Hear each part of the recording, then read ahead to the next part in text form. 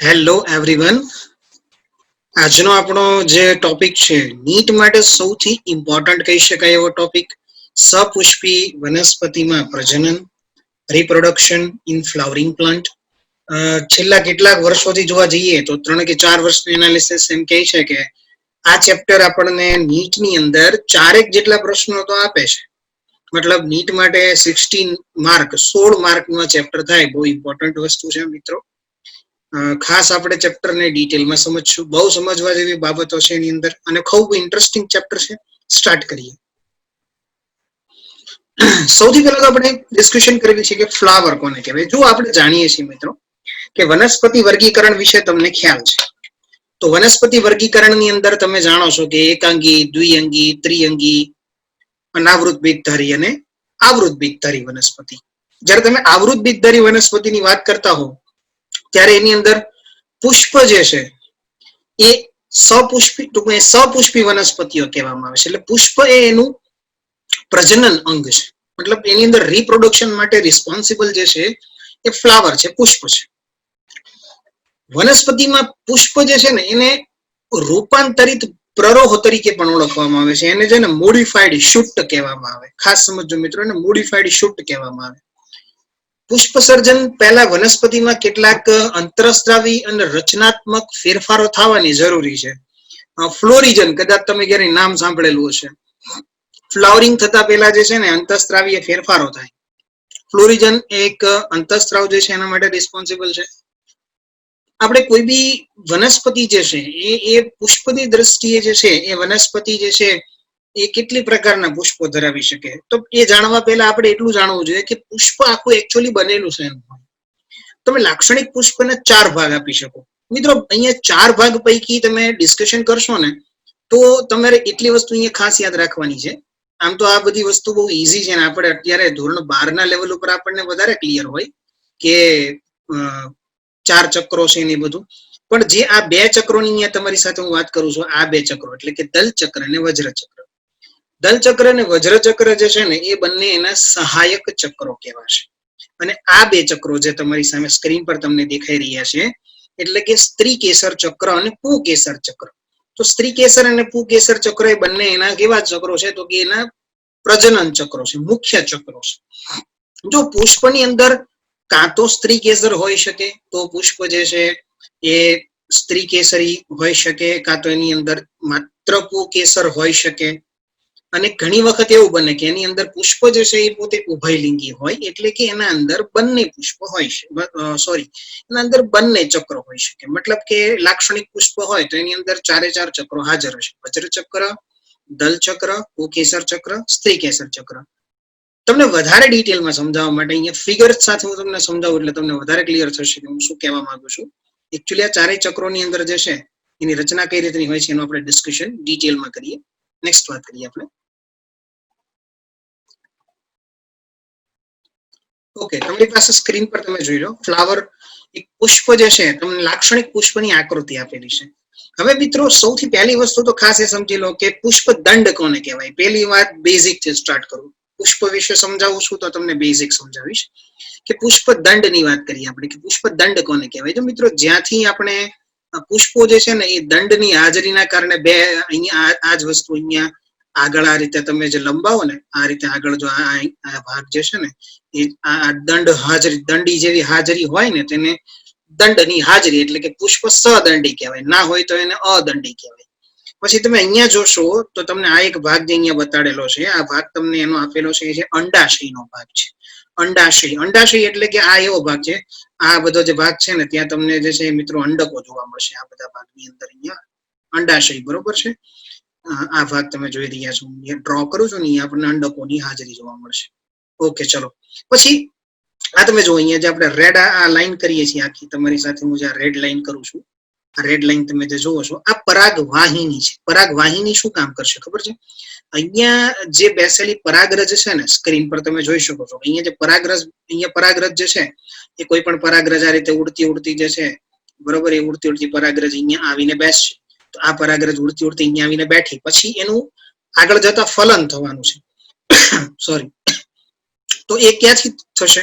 આગળ જતા પરાગ નયનની પ્રક્રિયા કમ્પ્લીટ થઈ ગયા પછી પરાગરજ અહીંયાથી જે છે અંડકોનું ફલન કરવા માટે આ રસ્તા થ્રુ આગળ જશે, અહીંથી આગળ જશે અને અહીંયા અંડકોનું ફલન કરશે એટલે અંડાશય તરફ જશે. ઓકે, ચલો આ તમે જોઈ રહ્યા છો કે લાક્ષણિક પુષ્પ છે તો અહીંયા એની પાસે તમને જે છે એ પરાગાશય દેખાઈ રહ્યું છે. આ દલ પત્રો છે. દલ પત્રો એટલે બીજું કઈ નહીં મિત્રો, આપણે જેને પુષ્પની પાંખડીઓ કહીએ છીએ એને આપણે દલ પત્ર કહેશું. અને આ તમે જુઓ છો તો આ પુકેસર તંતુ છે, સ્ત્રી કેસર તંતુ છે અને આ જે છે એ વજ્રપત્રો છે.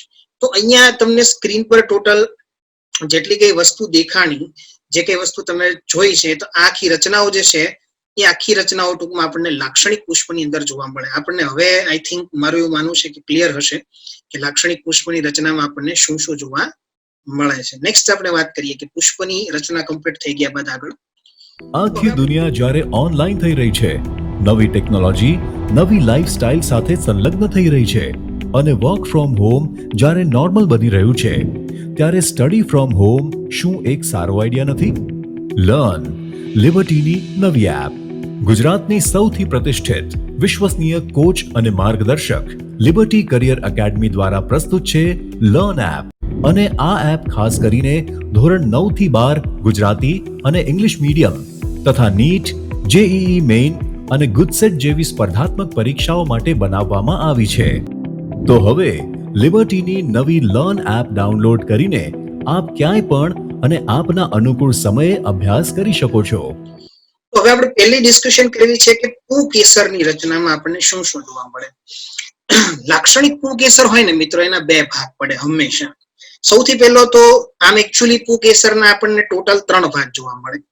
પુકેસરના 3 ભાગમાં સૌથી ઉપરનો જે ભાગ હોય, સૌથી ઉપરનો જે ભાગ હશે, તમે ફિગર થ્રુ અહીંયા હું તમને હમણાં સમજાવીશ આખી વસ્તુ એટલે તમને વધારે ક્લિયર થશે. પણ આપણે પહેલા જે છે એ આખું ડિટેલમાં સમજી લઈએ, થિયરી સમજી લઈએ, બાદમાં આપણે એની ફિગર થ્રુ સ્ટડી કરીએ એટલે વધારે ક્લિયર થાય. પુકેસર આમ તો 3 ભાગનું બનેલું હોય. પરાગાશય હોય, પછી એના નીચે લાંબો એક તંતુ હોય અને વચ્ચે બંનેને જોડતી જે ભાગ હોય ને એને યોજી કહેવાય. એમાં લાંબો ઉપર પાતળો દંડ જે ભાગ છે આપણને, સોરી, નીચે જે આપણને પાતળો દંડ જેવો ભાગ જોવા મળે એને તંતુ કહેવાય. અને ઉપરનો આપણને જે દ્વિખંડી એક ભાગ જોવા મળે એને પરાગાશય કહેવાય. એમાં બે નામ આપણે એમને આપેલા છે. હવે આપણે એકચ્યુઅલી બીજી એક વાત કરવા જઈએ તો તંતુ જે છે ને એ પરાગાશયની સાથે જોડાય ને એના આપણને અલગ અલગ એવા કંઈક પ્રકારો જોવા મળે, જેમાં ઘણી વખત એનો તલ લગ્ન પ્રકાર હોઈ શકે, અભિલગ્ન પ્રકાર હોઈ શકે, મધ્ય ડોલી પ્રકાર હોઈ શકે. આ એના જોડાણના આપણને અલગ અલગ જે છે ને એ પ્રકારો જોવા મળે. બંને ભાગો યોજી વડે જોડાય છે. મતલબ જે યોજી, હવે ખાસ અહીંયા હું હમણાં તમને સમજાવીશ કે યોજી શું છે. પરાગાશય જે છે ને એ દ્વિખંડીય રચના છે. મતલબ કે જ્યાં પરાગરજનું નિર્માણ થવાનું છે ને એ દ્વિખંડીય રચના છે. વળી પાછા બંને ખંડો પોતપોતાને પાછા 2 ખંડોની અંદર વિભાજિત કરે છે. એટલે ટોટલ આપણને જે કઈ ખંડો જોવા મળે છે, આમ આપણને એક ચતુષ્ખંડીય રચના જોવા મળે છે. એકચ્યુઅલી છે દ્વિખંડી, પણ પાછા અંદર પણ બંને ખંડો પોતપોતાને ભાગમાં વહેંચતા હોવાથી આપણને અહીંયા 4 કોટરીય ચતુષ્ખંડીય રચના જોવા મળે છે. અને ઘણી વખત આ ખંડો જે છે લંબાઈ અનુસાર આવેલ આયામ ધરીની જે ખાંચ હોય ને એના વડે એકબીજાથી છૂટા પડતા હોય છે. તો અહીંયા ખાસ આપણે એ વસ્તુ સમજીએ. હવે તમે જુઓ કે તમારી સ્ક્રીન પર તમને જે છે, ફિગર થ્રુ પણ હું તમને સમજાવું છું. પહેલા આપણે આ સાઈડ થિયરી સમજી લઈએ. પરાગાશયના આડા છેદમાં દ્વિખંડી રચના તમે જે છે ને સ્પષ્ટ જોઈ શકો. અને પરાગાશય 4 બાજુઓ ધરાવતી ચતુષ્કોણીય રચના છે, જેના 4 ખૂણાઓ પર આપણને લઘુ બીજાણુ ધાની જોવા મળશે. અને દરેક લઘુ બીજાણુ ધાની જે છે એ પોતે પાછી 2 ખંડમાં વિભાજિત થશે. જો લઘુ બીજાણુ ધાની એટલે મિત્રો એવું પ્લેસ કે જે જગ્યા ઉપર પરાગરજ નિર્માણની પ્રક્રિયા એટલે કે લઘુ બીજાણુઓ નિર્માણની જે પ્રક્રિયા થવાની છે અહીંયા થવાની છે. એટલે આપણે એને લઘુ બીજાણુ ધાની એની અંદર જે છે એ લઘુ બીજાણુઓનું નિર્માણ થશે. અને લઘુ બીજાણુ ધાનીનો વિકાસ પામી અને પરાગકોટર તરીકે જે છે એનો વિકાસ થશે. તો હવે આપણે સ્ક્રીન ઉપર ફિગર થ્રુ સમજવાનો પ્રયત્ન કરીએ. આપણે આખી થિયરી જે કીધી છે આપણને કે એમાં આપણને કેટલી વસ્તુઓ જોવા મળશે. તો સૌથી પહેલા તમે અહીંયા સ્ક્રીન પર તમે જુઓ તો તમને મેં હમણાં જેમ તમને વાત કરી એમ તમારી સ્ક્રીન પર કે તમને આ જે તમારી ફિગર છે અહીંયા તમે જોશો તો આ ઉપરનો ભાગ તમને જે જોવા મળે છે એ છે પરાગાશય. આ પરાગાશય છે અને આ તમને જે જોવા મળે છે આખો ભાગ સ્ક્રીન ઉપર, આ જે છે ભાગ એ આપણો આખો તંતુ છે. પરાગાશય અને તંતુ બંનેને જોડતો ભાગ અહીંયા એક યોજી કહેવાય. પરાગાશય, તંતુ અને યોજી, એ રીતે આખી રચના છે. હવે આ પરાગાશયને જો અહીંથી આપણે આડો કાપીએ આ રીતે, તો તમને ચાર, આમ ખરેખર 2 કોટરો છે. જો મિત્રો અહીંથી આને ડિવાઈડ કરો ને, આ ભાગને અહીંથી ડિવાઈડ કરો ને, તો લેફ્ટ અને રાઈટ એવી 2 કોટરની રચના બને છે, દ્વિકોટરીય રચના. પણ હવે અંદર જોશો તમે, તો અંદરની બાજુએ વળી પાછા જો આ 2 ખાંચા પડી ગયા છે. અહીંયા તમે જો આ 1, 2, આ 3 અને 4, તો અંદરથી આપણને એની ચતુષ્ખંડીય રચના જોવા મળે છે, 4 કોટરીય રચના જોવા મળે છે, એટલે કે 4 ભાગ પડી ગયા છે. હવે તમે જોશો તો અહીંયા આગળ જે છે એ તમને આ ભાગ જે છે, અહીંયા આ જે સ્ક્રીન તમે એરો સ્ક્રીન પર તમને દેખાય છે, આ ભાગની અંદર પરાગરજ નિર્માણની પ્રક્રિયા થશે, બરોબર. અહીંયા આપણે કીધું છે 4 ખૂણે લઘુ બીજાણુ ધાની આવેલી છે. તો લઘુ બીજાણુ ધાની જે છે ને, ત્યાં પરાગરજના નિર્માણની પ્રક્રિયા થવાની છે. તો એ જે પરાગરજના નિર્માણની પ્રક્રિયા આપણને થતી જોવા મળવાની છે, એ આ 4 ખૂણે જોવા મળશે. એટલે કે અહીંયા તમે જોશો કે આ 1 છે, આ 2 છે, આ 3 છે અને 4 છે. જયારે મિત્રો આ આખું પરાગાશય જે છે ને, એ આખું પરાગરજ થી ભરેલું હોય, એની અંદર સતત પરાગરજ નિર્માણની પ્રક્રિયા થતી જ રહેતી હોય. સમયાંતરે જયારે એનો સમય આવી જાય ને, ત્યારે એ ફાટે, અને ફાટે ને એટલે પરાગરજ એમાંથી મુક્ત થાય. એ મુક્ત થતી પરાગરજ કોઈ પણ વાહક દ્વારા, જો પવન દ્વારા હોઈ શકે, પાણી દ્વારા હોઈ શકે, કીટકો દ્વારા હોઈ શકે, કે અન્ય પક્ષીઓ દ્વારા હોઈ શકે, કે પશુઓ દ્વારા હોઈ શકે, આ બધાની દ્વારા આ પરાગરજ જે છે એના ટાર્ગેટ સુધી પહોંચશે કોઈ બી જગ્યા પર, મતલબ જે પરાગાસન પર એને પહોંચવાનું છે. આ ઘટનાને આપણે લોકો પરાગનયન કહીએ છીએ. તો આટલી વસ્તુ આપણને હવે ક્લિયર હોવી જોઈએ કે લઘુ બીજાણુ ધાનીઓ જે છે ને, એ વિકાસ પામી અને આગળ જતા પરાગ કોથળી અથવા તો પરાગ કોટરમાં પરિણમશે, અને પરાગાશયની લંબાઈને અનુસરીને જે છે આયામ રીતે લંબાયેલી અને પરાગરજથી ભરેલી રચનાઓ આપણને જોવા મળતી હોય છે. તો આટલી વસ્તુ આપણને હવે ક્લિયર છે. પરાગાશય કોને કહેવાશે, તંતુ કોને કહેવાશે, યોજી કોને કહેવાશે, તમને આખે આખા પુંકેસરની રચના જે છે એ બહુ હવે ક્લિયર હોવી જોઈએ મિત્રો. પુંકેસર કેવું હશે, આખું સ્ટ્રક્ચર કેવું હશે, એની અંદર પરાગ જે નિર્માણની પ્રક્રિયા થાય છે, પરાગરજ નિર્માણની, તો એની હવે આપણે થોડીક આગળ ડિસ્કશન કરીએ. હવે તમે જુઓ કે તમને થોડુંક વધારે ડિટેલમાં કીધું છે કે લઘુ બીજાણુ ધાની તરીકે સમજાવું છું તમને કે લઘુ બીજાણુ ધાની શું છે. એકચ્યુઅલી એની અંદર આપણે હવે ડિસ્કશન કરવાની છે કે લઘુ બીજાણુ ધાનીમાં આપણને શું શું જોવા મળશે. જો કોઈ પણ લાક્ષણિક પરાગાશય હોય ને, આડો છેદ તમે લ્યો ને, તેમાં તમને લઘુ બીજાણુ ધાનીની બાહ્ય સપાટી જોઈને હંમેશા ગોળાકાર જોવા મળે. મતલબ તમને એમની બાહ્ય સપાટી હંમેશા કેવી જોવા મળશે, ગોળાકાર જોવા મળશે. અને સામાન્ય રીતે જ્યારે તમે એની દિવાલના સ્તરો જોવો ને, તો એ તમને 4 સ્તરો જોવા મળશે: અધિસ્તર, સ્ફોટી સ્તર, મધ્ય સ્તર અને પોષક સ્તર. 4 સ્તરો. ચલો અહીંયા ફિગરમાં જોઈ લેજો, ખ્યાલ આવશે. સૌથી બહાર અહીંયા દેખાય છે તમને અધિસ્તર, પછી વચ્ચે તમને દેખાય સ્ફોટી સ્તર, ત્રીજો તમને દેખાય છે મધ્ય સ્તર, અને અંદરની બાજુ તમે જુઓ તો આ તમને ચોથું કીધું છે, આ જે દેખાય ને મારો એરો જે જગ્યા પર છે એ છે પોષક સ્તર. હવે જો મિત્રો હમણાં તમને આગળ જ મેં તમને સમજાવ્યું, અહીંયા તમારી પાસે લેફ્ટ સાઈડ પર એક ફિગર આપી છે એ, એમાં તમને કીધું છે તરુણ પરાગાશયનો આડો છે. જોશો તમે ખ્યાલ આવશે. આ તમને અહીંયા વચ્ચે સંયોજક સ્તર, 12 અધિસ્તર, વચ્ચેની બાજુ સ્ફોટી સ્તર, આ તમને 1, આ 2, આ 3 અને 4 બીજાણુ જનક પેશી, પોષક સ્તર, મધ્ય સ્તર, ત્રણેય સ્તરો સાથે તમને વચ્ચે આજે સંયોજક રચના. અને જો આને મોટું કરીને અહીંયા તમને આ દેખાડેલું છે એટલે તમને વધારે ક્લિયર થાય. વચ્ચે તમે જોશો તો આ લઘુ, તમને રેડ કલરના જે ડોટ દેખાય ને, એ લઘુ બીજાણુ માતૃકોષ છે. આ લઘુ બીજાણુ માતૃકોષ એટલે બીજું કાંઈ નથી મિત્રો, આ એ જ છે જેમાંથી આગળ જઈને પરાગરજના નિર્માણની પ્રક્રિયા થવાની છે. જો તમે સ્ક્રીન પર જુઓ તો તમને ખ્યાલ આવશે કે આ જ ભાગ તમે જુઓ તો કે આ જ ભાગ જે છે તમને આ જે રાઉન્ડ ભાગ દેખાય છે એટલો આમ આખો, એ જ ભાગ તમને અહીંયા જો આ પહેલું કોટર, પછી આ બીજું કોટર, પછી આ ત્રીજું કોટર અને આ ચોથું કોટર. 4 કોટર છે. આ 4 કોટરના આ જે એરો જે જગ્યા પર જાય છે, આ સ્તરો તમે જોઈ શકો છો. 1, પછી અહીંયા 2, અહીંયા 3 અને અહીંયા 4. આ 4 ભાગ છે. અને આ જ ભાગમાંથી તમે જુઓ તો આ ભાગમાંથી આ જે લઘુ બીજાણુ માતૃકોષ જે દેખાય ને, એમાંથી જ પરાગરજો બની અને અહીં વચ્ચે આવે છે. દેખાય છે વચ્ચે જુઓ તમે, આ બધી પરાગરજો છે. તો આ સ્ટ્રક્ચર આપણને સમજાવે છે કે કઈ રીતે પરાગરજ. હવે આ પરાગાશયની અંદર આ જે છે ને પરાગ કોટર કહેવાય. પરાગ કોટર એટલે કે જ્યાં પરાગરજો ભરેલી છે. સમયાંતરે પરાગકોટર ફાટશે અને પરાગરજો રિલીઝ થશે, છૂટી થશે. તો આ એક સમજવા જેવી વસ્તુ છે. આપણે આગળ વાત કરી લઈએ. બહારના 3 સ્તરો જે છે એનું કામ છે રક્ષણ આપવું. રક્ષણ આપવું એટલે કયા ભાઈ? અધિસ્તર, સ્ફોટી સ્તર, મધ્ય સ્તર. આ રક્ષણાત્મક રચનાઓ થઈ ગઈ.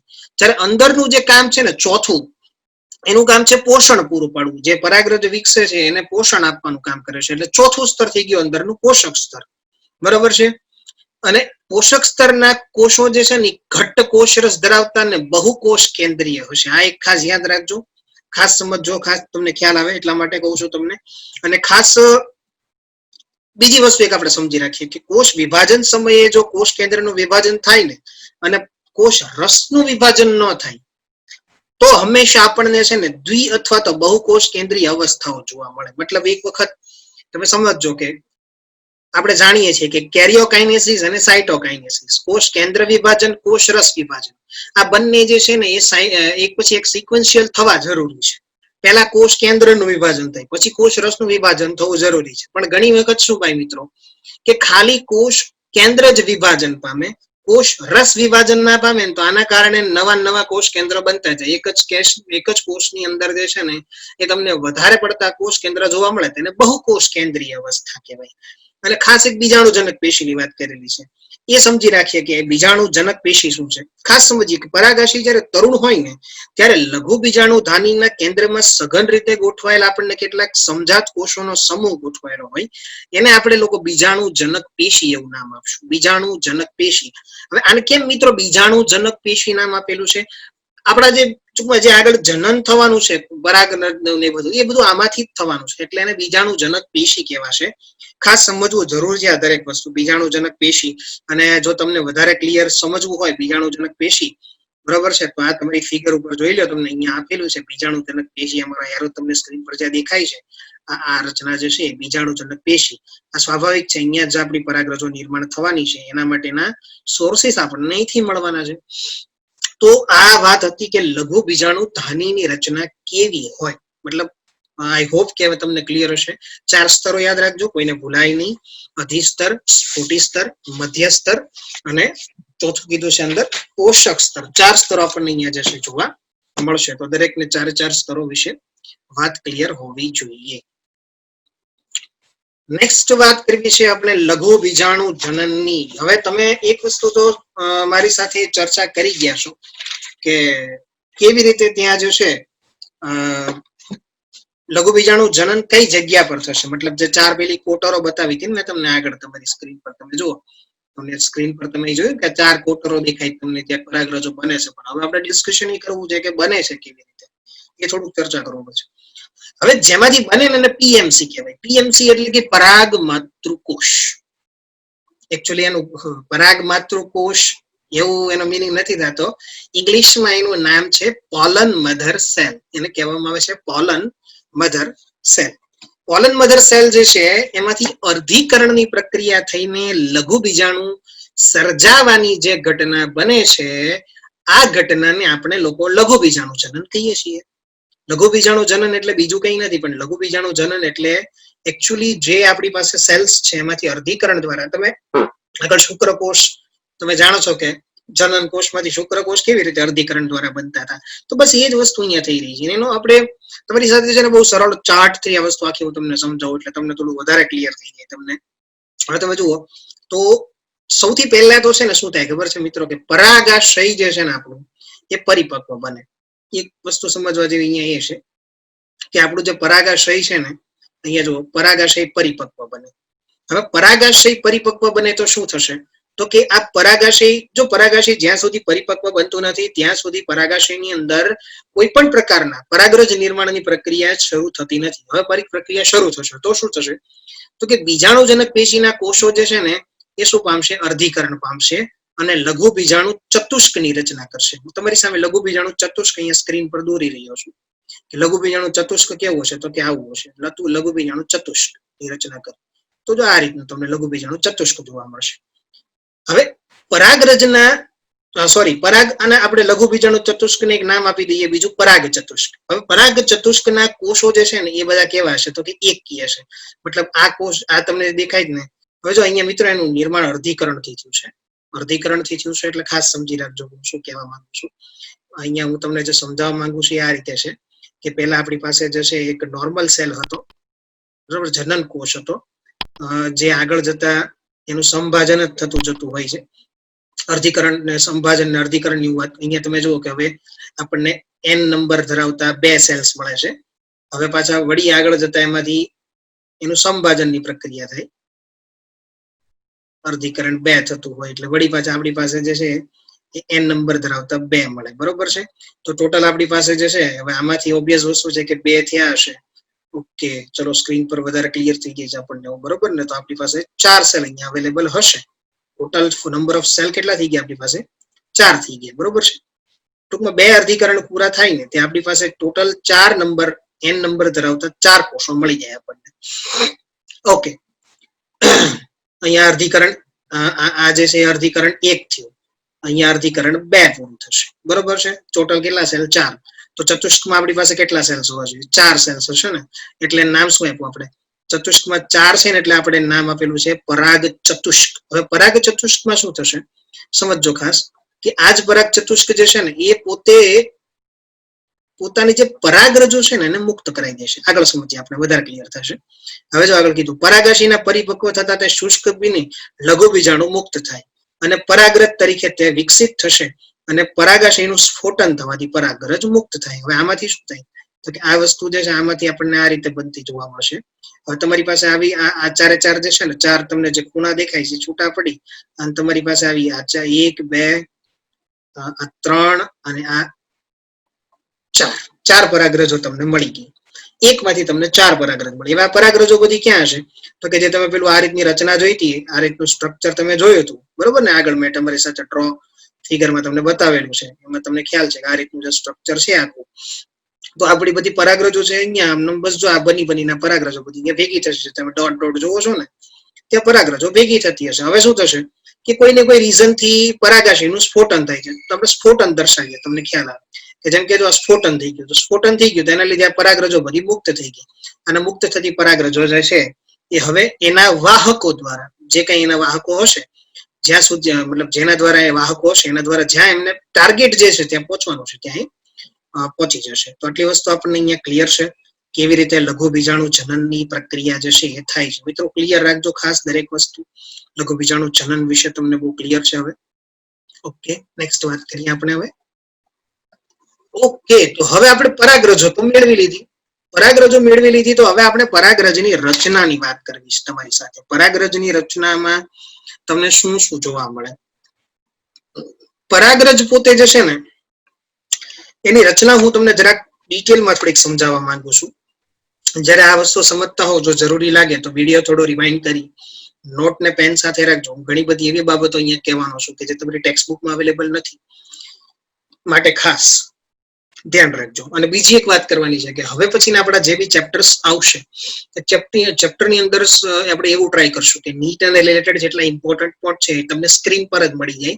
તો તમારે નોટ ડાઉન કરવાની જગ્યાએ ડાયરેક્ટ તમે PDF ડાઉનલોડ કરીને રીડ કરી શકો. સો આઈ વિલ ટ્રાય ધેટ. પરાગરજની રચનાની વાત કરવી છે. પરાગરજ જે છે ને મિત્રો એ ગોળાકાર હોઈ શકે, અંડાકાર હોઈ શકે, એના વિવિધ આકારોની વાત આપણને કરી છે. પરાગરજ પોતે સ્ટીકી હોઈ શકે, ચિકાશયુક્ત હોઈ શકે અથવા તો સૂકી હોઈ શકે. સૂકી હોય મતલબ જો એના વાહક પર ડિપેન્ડ કરે છે કે એના વાહકો કોણ છે ને એના ઉપર ડિપેન્ડ કરે. જેમ કે પવન દ્વારા વહન થવાનું હોય તો સ્ટીકી હોય નહીં, એટલે કે ચીકણી ના હોય. સૂકી ને ડ્રાય હોય એટલે દૂર સુધી જઈ શકે.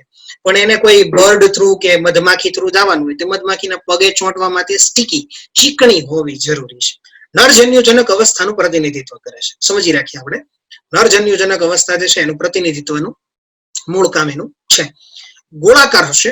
આકાર આપણને સાઈઝ એની કીધી છે 25 થી 50 માઇક્રોમીટર એનો આપણને વ્યાસ જોવા મળે છે. બરોબર છે. એનો ટોટલ વ્યાસ આપણને કીધો છે 25 થી 50 માઇક્રોમીટર. સ્ટ્રક્ચર વાઇઝ જો તમે જોવા જાઓ મિત્રો, ખાસ એક સમજો, પરાગરજ કદ, આકાર, રંગ આ બધી બાબતો જે છે ને એકબીજાથી અલગ પડતી હોય છે. મતલબ પ્લાન્ટ ટુ પ્લાન્ટ ફરે છે.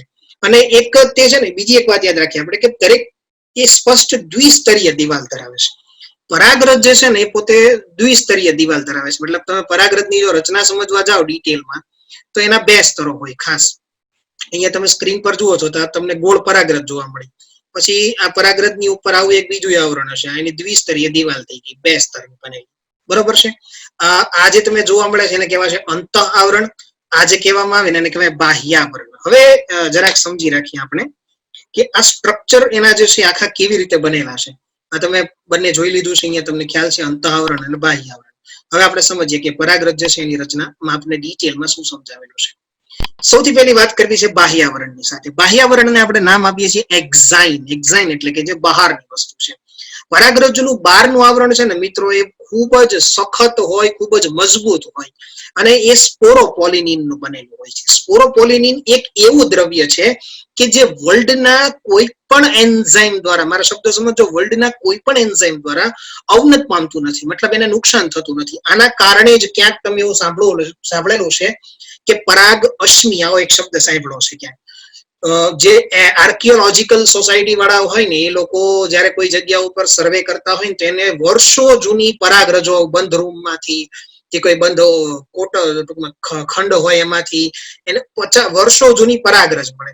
એટલા માટે, કારણ કે આ સ્પોરોપોલિનિનના કારણે પરાગરજ વર્ષો સુધી જે છે એ આ પરાગરજ આપણને એક અશ્મિ સ્વરૂપે પડેલી જોવા મળશે. કારણ કે કોઈ એન્ઝાઇમ, જલદ એસિડ લઈ લો, કદાચ તમારી પાસે અવેલેબલ કોન્સન્ટ્રેટેડ એસિડ હોય ને તો બી એને કોઈ નુકસાન કરતું નથી. સ્પોરોપોલિનિન જે છે એ એને મજબૂતાઈ આપે છે. ખાસ સમજીએ આપણે પહેલી વસ્તુ.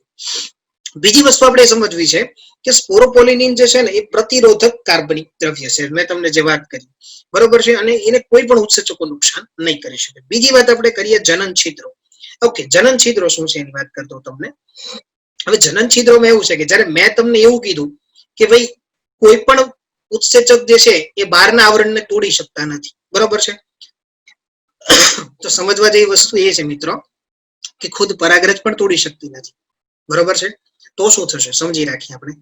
હવે પરાગરજ જે છે ને એમાં જો હું બાહ્ય આવરણ દોરું છું, આ 1, ઠીક છે, આ 2 અને આ 3, બરોબર. અને અંદર આપણે આ ગોળ રચના દોરીએ છીએ. સ્ક્રીન પર સમજો મારી વસ્તુ ખાસ. ઓકે, ચલો, આપણી પાસે એક સ્ટ્રક્ચર છે. જેમ તમે જાણો છો, આ શું છે મિત્રો, આ છે આપણું અંતઃ આવરણ. આ તમારું બાહ્ય આવરણ છે. બાહ્ય આવરણ શેનું બનેલું છે? સ્પોરોપોલિનિન. નહીં તૂટે, કોઈથી પણ નહીં તૂટે. તો શું થશે?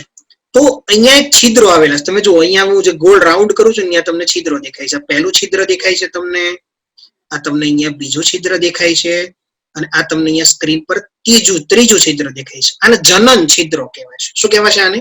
જનન છિદ્રો કહેવાય છે. આ જનન છિદ્રોમાં શું થશે? જ્યારે પરાગરજ પરાગાસન પર બેસી જશે અને ફલન માટે એને પરાગ નલિકાનો વિકાસ કરાવવાની જ્યારે શરૂઆત થશે, ત્યારે મિત્રો આ જે બાહ્યાવરણ તો તૂટવાનું જ નથી, પણ જો અંદરનું આવરણ છે ને, એ અંદરનું આવરણ તૂટી અને અહીંથી એક બાર આમ નળી બહાર કાઢશે. અહીંયા જે આમ નળિકા આવશે બહાર, કે જે અંદરના જન્યુઓને બહાર લઈ જઈ શકે. હું આગળ સમજાવીશ તમને. અહીંયા જે અંદર નરજન્યુઓ હશે, એ નરજન્યુને બહાર લઈ જવા માટે, આ નરજન્યુને બહાર આવવા માટે એક નળીની રચના આપણે કરવી પડશે. તો એ નળીની રચના, જે અંદરનું આવરણ છે ને એનું એક્સટેન્શન થવાથી, બહાર ફૂલાવાથી જો આ નરજન્યુ બહાર આવતા દેખાય છે. આવું થશે. બહારનું આવરણ તો નહીં જ તૂટે. બહારના આવરણમાં છે ને ભાગ રૂપે અહીંયા મેં તમને 3 છિદ્રો દેખાડેલા છે. કેટલીક નહીં, આમ તો મોટા ભાગની પરાગરજોમાં તમને 3 છિદ્રો જોવા મળે. 3 છિદ્રો જોવા મળે ને, તો આવી પરાગરજને આપણે નામ આપવામાં આવેલું છે ટ્રાઇકોપ્લેટ. આપણે શું નામ આપીએ છીએ એને? ટ્રાઇકોપ્લેટ. અને આપણને જો આવું એક જ છિદ્ર જોવા મળે, સિંગલ, ઓનલી વન આપણે વાત કરીએ, એક જ છિદ્ર હોય, તો આવી પરાગરજને કહેવાય મોનોકોપ્લેટ. સમજણ પડી ગઈ છે તમને? હવે ખ્યાલ હશે. મેં આખી વસ્તુ તમને બહુ ક્લિયર સમજાવી છે. જનન છિદ્રો કેટલા? 3. તો ટ્રાઇકોપ્લેટ. 1 તો મોનોકોપ્લેટ. અંદરનું આવરણ, અંતઃ આવરણ જે છે એ બાર એક્સટેન્શન પામીને પરાગ નલિકાનો વિકાસ કરશે. બહારનું આવરણ શેનું બનેલું છે? સ્પોરોપોલિનિન નું બનેલું છે. સ્પોરોપોલિનિન એટલું મજબૂત એક પ્રકારનું દ્રવ્ય છે કે જે એસિડ શું કોઈ ઉત્સેચકોથી પણ ક્યારેય નુકસાન પામતું નથી. હવે ત્રીજી વાત આપણે કરી રહ્યા છે અંતઃ આવરણની. જે પરાગરજનું અંદરનું આવરણ છે અને સેલ્યુલોઝ અને પેક્ટિન નું બનેલું છે. શેનું બનેલું છે મિત્રો? સેલ્યુલોઝ અને પેક્ટિન નું. અને પરાગરજની અંદરનો જે કોષરસ હોય ને, જેટલો પણ કોષરસ પરાગરજની અંદર ભરેલો, એ બધો કોષરસ બસ અંતઃ આવરણ જે છે ને કોષના એનાથી જ ઘેરાયેલો હોય. તો આ એક ખાસ સમજવા જેવી બાબત છે. તો અહીંયા આપણી પાસે ટોટલ 3 સ્ટ્રક્ચર થઈ ગયા છે. એક છે બાહ્યાવરણ, બીજું છે જનન છિદ્ર, ત્રીજું કીધું છે અંતઃાવરણ. ખાસ યાદ રાખજો મારી સાથે, બીજા શબ્દો મેં આજે તમને અહીંયા ક્લિયર કરેલા છે. પહેલી વાત મેં તમને કરી હતી એ કરી શાની? ફર્સ્ટ મેં તમને જે ડિસ્કશન કરી એ મેં તમને વાત કરી ટૂંકમાં સ્પોરોપોલિનની જે મજબૂત છે, રિમૂવ થતું નથી. અંતઃાવરણ જે છે પરાગનલિકાનો વિકાસ કરાવશે. 3 જનન છિદ્રો ટ્રાઇકોપ્લેટ, 1 જનન છિદ્ર મોનોકોપ્લેટ. ઓકે, ચલો ક્લિયર છે.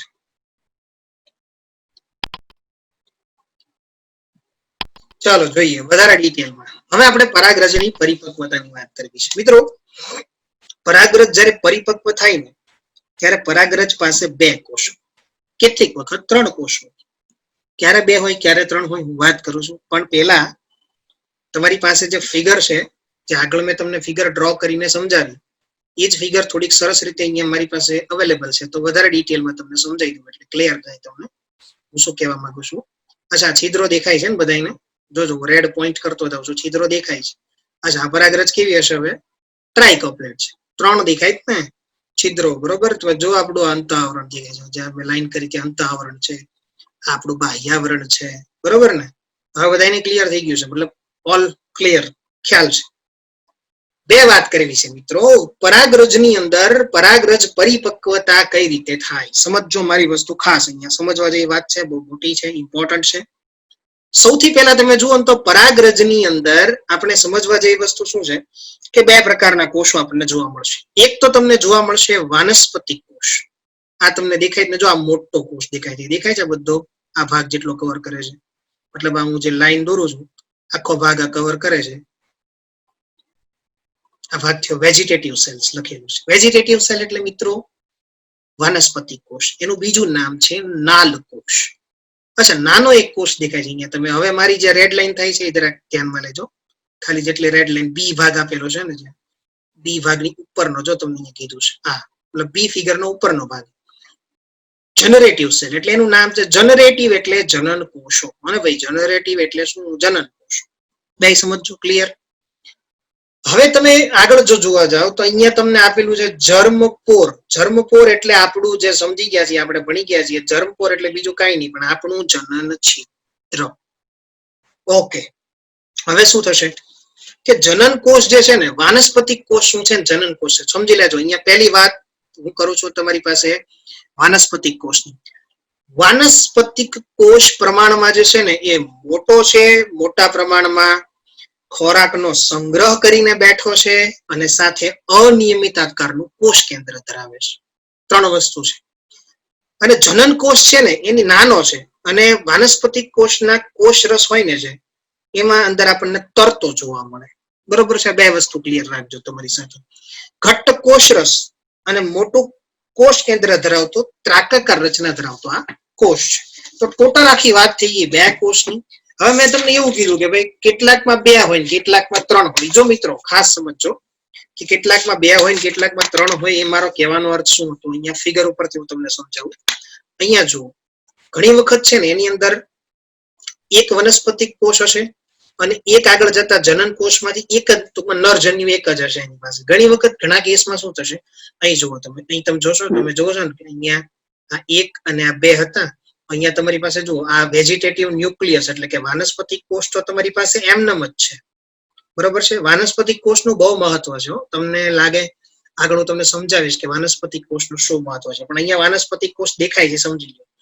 આ જુઓ અહીંયા 2 તમને નાના તમારી સ્ક્રીન પર દેખાય ને, અહીંયા 2 નાના નરજન્યુ બને છે. અચ્છા, જ્યારે મેં જો આ તમને દેખાય છે, આ મેં આગળ તમને જે સમજાવ્યું કે અંદરનું જે આખું આવરણ છે, એ આખું આવરણ જુઓ અંદરથી આમ પરાગનલિકાનો વિકાસ કરાવે છે. સ્ક્રીન પર આપણને દેખાય છે આ પરાગનલિકાનો વિકાસ કરાવે છે. તો એમાં આગળ અહીંયા તમને ટ્યુબ ન્યુક્લિયસ આપેલું છે, અને અહીંયા જુઓ તમે તો ટ્યુબ ન્યુક્લિયસ એટલે કે એ બીજું કઈ નથી પણ વાનસ્પતિક કોષનું જે ન્યુક્લિયસ છે એ જ આગળની બાજુ પર છે. અને અહીંયા તમે જુઓ છો તો આ તમને 2 નરજન્યુ જોવા મળે છે. નરજન્યુ શું થાય ખબર? અહીંયા વિભાજન પામીને 2 નરજન્યુ આપણને મળે છે. કોણ વિભાજન પામ્યું? આ ભાઈ, જો આપણે જનન કોષોની જે વાત કરતા હતા ને એની વાત કરીએ છીએ. તો વિભાજન થઈને આખી આપણે આમ રચના જોવા મળે છે. તો પરાગ રજની પરિપક્વતા થાય ને ત્યારે આવું થાય. જો એના તમને તબક્કો આપેલા છે A B C D E અને જો છેલ્લે પરાગ નલિકા વિકસી ગઈ એટલે એફ રચના. બસ આ પરાગ નલિકા ક્યાં જશે? હવે અંડકો સુધી જશે અને આ જન્યુને અંડકો સુધી પહોંચાડી દેશે અને અંડકો સુધી આ જન્યુ પહોંચશે એટલે ફલનની પ્રક્રિયા પૂરી થશે. તો એટલી વસ્તુ સમજવા જેવી ખાસ અહીંયા છે કે આપણને શું જોવા મળે છે. નેક્સ્ટ આપણે હવે આ વસ્તુ એ જ સમજવાની છે મિત્રો કે હવે પરાગ આપણે અહીંયા સુધીની પરાગ રજની રચના વિશે તો ડિસ્કશન કરી ગયા કે આપણને કઈ કઈ રીતના સ્ટ્રક્ચર ને શું શું જોવા મળે છે. એક વસ્તુ ખાસ સમજો કે જયારે પરાગ નલિકાનો વિકાસ થતો હશે ને ત્યારે હંમેશા વાનસ્પતિક કોષનું જે કોષ કેન્દ્ર હતું એ આગળ રહેશે, નરજન્યુઓ પાછળ રહેશે. શું કામ? હું ડિસ્કશન કરીશ આગળ.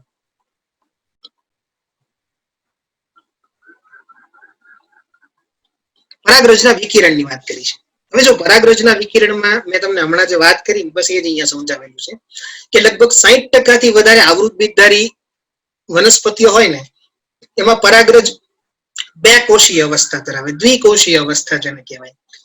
દ્વિકોષીય અવસ્થા એટલે કયા કયા? એક વાનસ્પતિક કોષ જે છે અને જનન કોષમાંથી એક નરજન્યુની રચના થઈ. જ્યારે 40% માં એવું છે કે 40% એવા જે છે જેમાં 3 કોષીય અવસ્થા જોવા મળશે. અને એ 3 કોષીય અવસ્થા કઈ? તો કે એક તો વાનસ્પતિક કોષ જે છે એ રહેવાનો જ છે, પણ મેં હમણાં કીધું એમ મિત્રો તમને કે જનન કોષમાંથી સમભાજન દ્વારા 2 નવા નરજન્યુ બની જશે. તો 2 નવા જે નરજન્યુ બનશે તો એ પરાગરજના વિકિરણની પ્રક્રિયાથી આ સમજો. ખાસ અહીંયા કીધું છે આપણને કે પરાગરજનું વિકિરણમાં 60% જેવી આવે છે 2 કોષ જ હશે, બાકીનામાં 3 હશે. સમજી રાખીએ આપણે, ક્લિયર છે? ઓકે. પરાગરજથી થતા રોગો. પરાગરજ જે છે ને જે વ્યક્તિઓને એલર્જી હોય ને ધૂળની અને એવી એલર્જી, એવી રીતે ઘણા બધા વ્યક્તિઓને પોલન ગ્રેઇનની પણ એલર્જી હોય.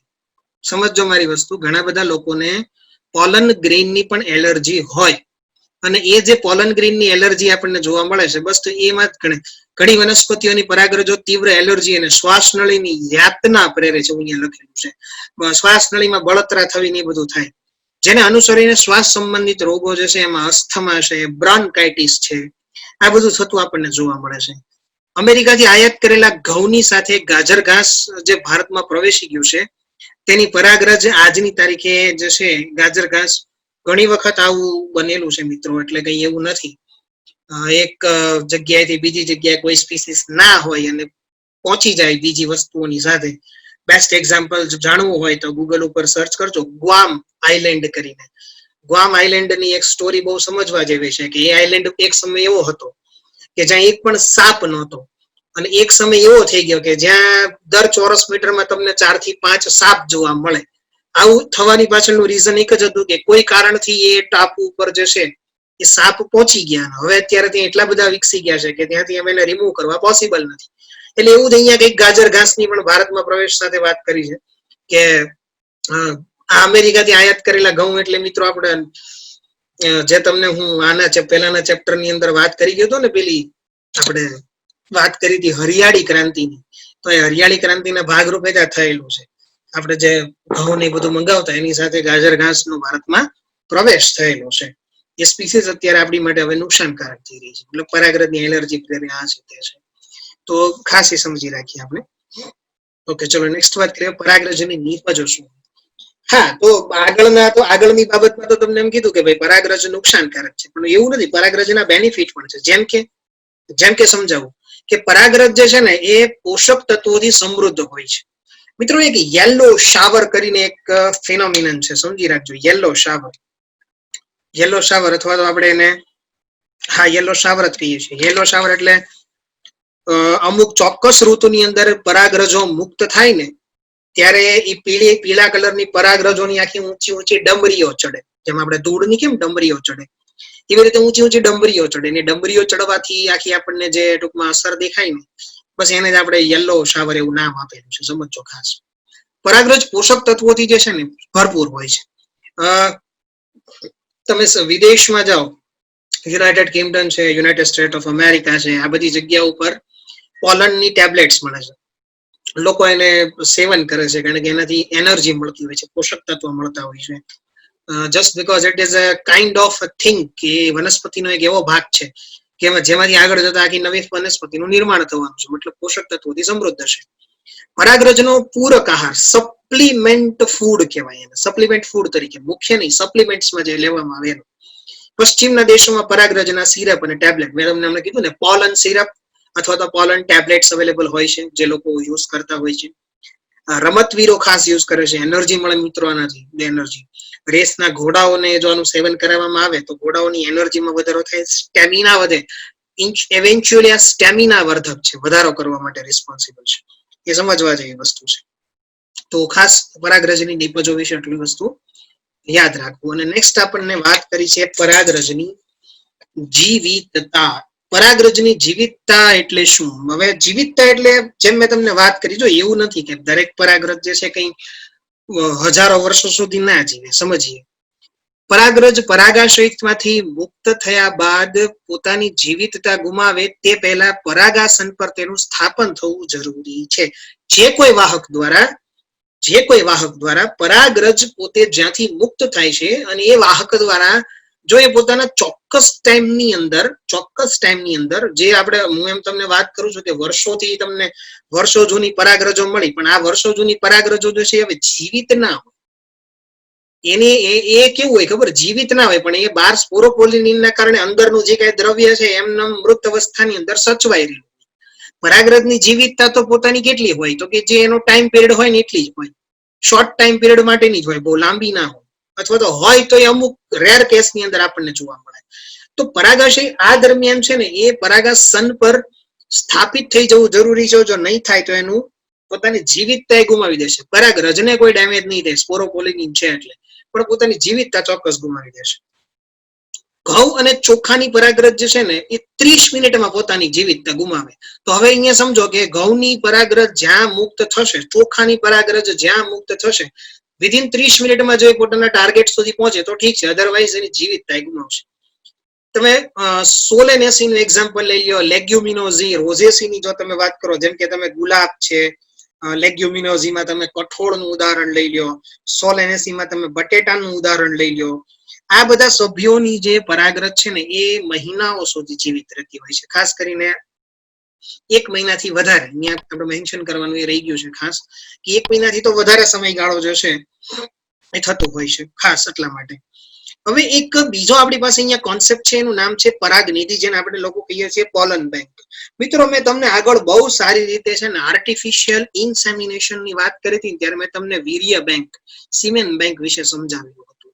હું એના સંદર્ભે તમને સમજાવું. મેં તમને એમાં એમ કીધું હતું કે જેમ બીજનિધિ છે કે સિમેન બેંક છે, એમાં -196 ડિગ્રી સેન્ટીગ્રેડ ઉપર જે છે એ નાઇટ્રોજનની હાજરીમાં, લિક્વિડ નાઇટ્રોજનની હાજરીમાં આ વસ્તુને સ્ટોર કરી દેવામાં આવે છે. તો સેમ વસ્તુ આપણે લોકો પોલન બેંકની અંદર પરાગરજને એપ્લાય કરીએ છીએ. એટલે પરાગરજ પણ જો સારી વનસ્પતિની પરાગરજ હશે, આપણે લાંબો સમય સુધી એને સાચવી રાખીએ છીએ. તમારામાંથી ઘણાને એવો પ્રશ્ન થતો હશે કે -196 ડિગ્રી સેન્ટીગ્રેડ ઉપર અને પ્રવાહી નાઇટ્રોજનની હાજરીમાં આપણે એને સાચવી રાખીએ છીએ, તો એનું મૃત્યુ કેમ નથી થતું? મિત્રો, આને છે ને એક નામ આપવામાં આવેલું છે, આને ક્રાયો પ્રિઝર્વેશન કહેવાય. ક્રાયો પ્રિઝર્વેશન એટલે એને ગુજરાતીમાં કહેવાય શીત જાળવણી.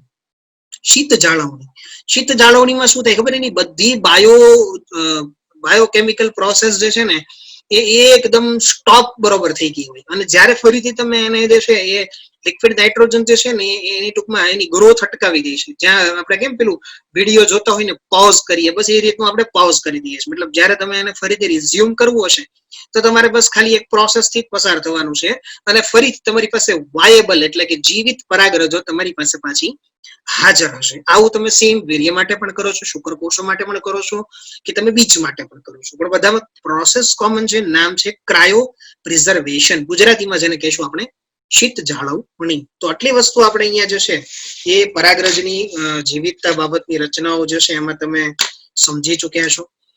આટલી ડિસ્કશન ટોટલ હતી કે આ સેશનની અંદર કે પરાગરજની રચના મેં તમને સ્ટાર્ટ કરેલું હતું ત્યાંથી અહીંયા સુધી બહુ ક્લિયર હશે તમને કે એની રચના કેવી રીતે થાય છે, કેવી રીતે તે કામ કરે છે. આ સ્ટ્રક્ચર સમજો ખાસ આનું. દરેક બાબતમાં મિત્રો આમાંથી ઘણા બધા પ્રશ્નો જોની એક્ઝામમાં પૂછાઈ ગયેલા છે, બરોબર છે. ખાસ કરીને લગભગ ગઈની એની પહેલાની વાત પૂછાણી હતી કે સપક્ષ પરાગરજ કોની હોય છે, મતલબ કે જે પાંખયુક્ત પરાગરજો ઘડી હોય, પાંખ જેવી રચનાઓ ધરાવતી હોય તો કોની હોય, આવા પ્રશ્નો પૂછ્યા. તો આગળ તમારી સાથે ડિસ્કશન કરીશ. પણ ખાસ MCQ સોલ્વ કરતા રહેજો. આ સેશન એક વખત ટેક્સ્ટ બુકમાંથી રીડ કરી સ્લાઇડમાંથી સમજી સારી રીતે અને દરેક પોઈન્ટને નોંધી લેજો, બહુ ઇમ્પોર્ટન્ટ છે. આમાંથી ઘણા બધા પ્રશ્નો આપણને પૂછાઈ શકે છે. આખી દુનિયા જ્યારે ઓનલાઈન થઈ રહી છે, નવી ટેકનોલોજી નવી લાઈફસ્ટાઈલ સાથે સંલગ્ન થઈ રહી છે અને વર્ક ફ્રોમ હોમ જ્યારે નોર્મલ બની રહ્યું છે, ત્યારે સ્ટડી ફ્રોમ હોમ શું એક સારો આઈડિયા નથી? લર્ન લિબર્ટીની નવી એપ. ગુજરાતની સૌથી પ્રતિષ્ઠિત વિશ્વસનીય કોચ અને માર્ગદર્શક લિબર્ટી કરિયર એકેડમી દ્વારા પ્રસ્તુત છે લર્ન એપ. લર્ન એપ આપને ઘરે બેઠા કોચિંગ ક્લાસમાં મળતું શિક્ષણ પૂરું પાડે છે અને આ એપ ખાસ કરીને ધોરણ 9 થી 12 ગુજરાતી અને ઇંગ્લિશ મીડિયમ તથા નીટ, JEE મેઇન અને ગુજસેટ જેવી સ્પર્ધાત્મક પરીક્ષાઓ માટે બનાવવામાં આવી છે. ઓનલાઈન કોર્સમાં જોડાવા માટે ગૂગલ પ્લે સ્ટોરમાંથી લર્ન એપ ડાઉનલોડ કર્યા બાદ સૌપ્રથમ રજિસ્ટર કરવું, જેમાં તમારું full name, email ID, mobile number તથા તમારો પાસવર્ડ સેટ કરવો. હવે આપને મોબાઈલ પર SMS દ્વારા OTP મળશે તથા ઈમેલ આઈડી પર આવેલ કન્ફર્મેશન લિંકમાંથી તમારું અકાઉન્ટ વેરીફાઈ કરાવવું. ત્યારબાદ એપ્લિકેશનમાં તમારા ઈમેલ આઈડી તથા પાસવર્ડથી લોગિન કરવાનું રહેશે. લોગિન થયા પછી હોમ પેજમાં સૌપ્રથમ આપનું ધોરણ સિલેક્ટ કરો. તેમાં સિલેક્ટ કરવાથી આપને બેચની વિગતો ઉપરાંત ક્લાસીસ, ટેસ્ટ્સ, સ્ટડી મટીરિયલ તથા બીજી વિશેષ માહિતી જોવા મળશે. એક વખત આ પ્રક્રિયા પૂરી થયા પછી બાય નાવ બટન ક્લિક કરીને આપેલ પેમેન્ટ ઓપ્શન્સમાંથી કોઈ પણ ઓપ્શન જેવા કે ડેબિટ કાર્ડ, ક્રેડિટ કાર્ડ અથવા ગૂગલ પે સિલેક્ટ કરીને તરત જ એનરોલ કરી શકો છો. હવે આપની નક્કી કરેલી બેચ ખુલશે. નમસ્તે વિદ્યાર્થી મિત્રો. અને અનુકૂળતા પ્રમાણે આપ નિષ્ણાંત શિક્ષકો દ્વારા સમજાવવામાં આવેલ લેક્ચર સેશન્સ જોઈ શકો છો. આ લેક્ચરને વધુ સમજવા માટે PDF મટીરિયલ્સ ડાઉનલોડ કરી શકશો. એક વખત વિષય સમજી લીધા પછી ચેપ્ટર વાઇઝ ક્વિઝ આપીને પોતાની વિષય સમજ ચકાસી શકો છો. અને જો ક્યાંક આપને કોઈ સમસ્યાનો ઉકેલ ના મળે તો ચિંતા ના કરશો. અમારા ઇન્ટરેક્ટિવ લાઈવ ડાઉટ સોલ્વિંગ સેશન્સમાં લાઈવ ચેટ બોક્સ દ્વારા તમારી મૂંઝવણ તરત દૂર કરી શકો છો. તો હવે લિબર્ટીની નવી લર્ન એપ ડાઉનલોડ કરીને આપ ક્યાંય પણ અને આપના અનુકૂળ સમયે અભ્યાસ કરી શકો છો.